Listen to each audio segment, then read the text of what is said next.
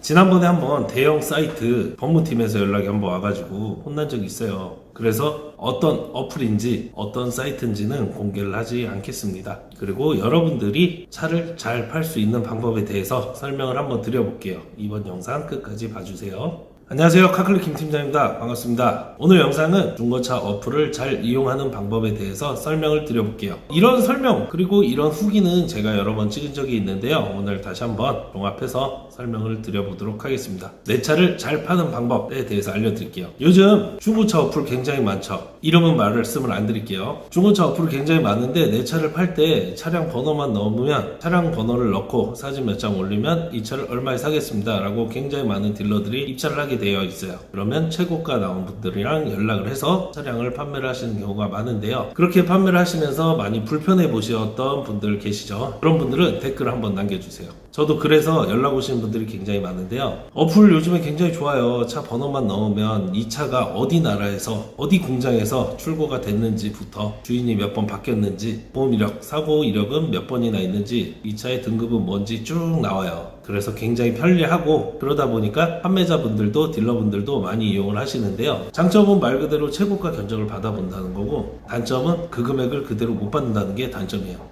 물론 그 금액 그대로 주는 딜러들도 많고 요즘엔 많이 시스템화를 해서 그런 딜러들이 입찰을 못하게 하는 경우도 있는데요. 일반적인 경우는 그렇게 해서 판매를 하시면 가장 좋겠죠. 근데 그렇지 않고 와서 말도 안 되는 이유로 차량 가격을 깎는다든지 이런 분들이 간혹 계세요. 그래서 이럴 때는 어떻게 이용을 하는 게 좋은지 편리한 어플이 있으면 충분히 이용을 하시면 돼요. 내 차 시세를 받아보시고 차를 보러 오라고 하세요. 왔는데 내가 원하는 견적을 그대로 준다? 그럼 무조건 판매를 하시면 되죠. 그런데 이상한 얘기를 한다. 최근에도 어떤 분이 1260 견적을 받았는데 와서는 900만원 견적을 얘기를 하더래요. 그 이유는 이 차에 렌트 이력이 있어서래요. 렌트 이력이 있다고 3,400만원씩 까이지 않아요. 근데 너무 높게 불러놓으니까 깎을 거리를 찾는 거죠. 렌트 이력 같은 경우는 차량 번호만 넣으면 다 나와요. 그러니까 말이 안 되는 얘기예요. 어디가 긁혀서 어떻다. 그런 거 사진 다 올려놓으셨잖아요. 그럼 수리비가 보통 8만원에서 10만원 정도 감안을 한단 말이에요. 외관 수리비 같은 경우는. 그거를 감안을 해서 견적을 넣어야 되는데 워낙 경쟁이 심하다 보니까 높은 가격을 부르고 출발을 할 수밖에 없는 거예요. 가서는 이제 이런저런 이유로 차량 가격이 떨어지겠죠. 여기서 여러분들이 알아야 될 부분들은요. 돈과 물건이 오가는 거래예요. 내가 뭐 사기를 치거나 문제가 있는 거를 숨기거나 하지 않았어요. 그대로 다 오픈을 했는데 금액이 달라진다면 그건 잘못된 거래겠죠. 그러면 거래를 안 하시면 돼요. 문제는 멀리서 왔으니까 미안해. 듣다 보니까 이게 또 수리비가 많이 나올 것도 같아. 그래서 그냥 딴 사람들도 똑같지 않을까? 온 김에 팔자. 바쁘니까 그냥 팔자. 이런 게 굉장히 잘못된 생각이에요. 아까 같은 경우도 300만원, 400만원 차이가 나요. 물론 그런 경우는 안 팔면 되겠지만 멀리서 왔다고 30만원, 50만원씩을 그냥 준다는 거는 잘못된 생각이죠. 그 돈 가지고 우리 부모님이랑 식사를 하고 그런다면 훨씬 유용하게 쓸 수 있는 돈인데 그냥 좀 미안하다고 차값을 이렇게 깎아주는 거는 저는 잘못됐다고 생각을 합니다. 대신에 정당한 이유가 있다면 깎아줘야 되겠죠. 내가 못 받던 부분이 있다면. 근데 그게 아니라면 그냥 돌려보내세요. 제가 늘 말씀드리지만 손해는 온 사람이 봐요. 나도 시간적인 손해를 봤지만 그 시간적인 손해 때문에 몇십만원, 몇백만원을 깎는다? 저는 아니라고 봅니다. 그러면 어떻게 하면 차를 잘 팔 수 있을까요? 한두 군데 불러봤는데 아까 그분도 그래요. 1200에 왔는데 와서는 900 얘기하셨대. 어떤 분은 1100 얘기했는데 950 얘기하셨대. 그럼 그 이유는 물어보세요. 얘는 펜다 하나, 문 하나가 교환이 있고 렌트 이력이 있고 외관은 두 군데 정도 수리를 해야 되고 키가 하나라서 깎아야 됩니다 라고 얘기를 듣잖아요. 그리고 돌려보내세요. 생각해본다고. 그리고 주위에 물어보세요. 아시는 분들 많아요. 그런 분들한테 지금 이게 몇 년씩 몇 킬로 얼만데 딴 데서 950 나왔는데 좀 더 줄 수 있냐 없냐 물어보세요. 그럼 딜러들은 어쨌든 전문가가 봤던 부분이기 때문에 내가 가서 보나 남들이 보나 똑같을 거란 말이에요. 외관 수리비라든지 뭐 고장이나 이런 부분들이 이렇게 어플로 불러서 가격이 틀려진다면 돌려보내시고 주위 분들한테 물어보시면 그 금액이면은 그냥 팔아도 되겠다. 아니야 내가 10만원도 20만원도 50만원도 더 줄 테니까 날 줘라.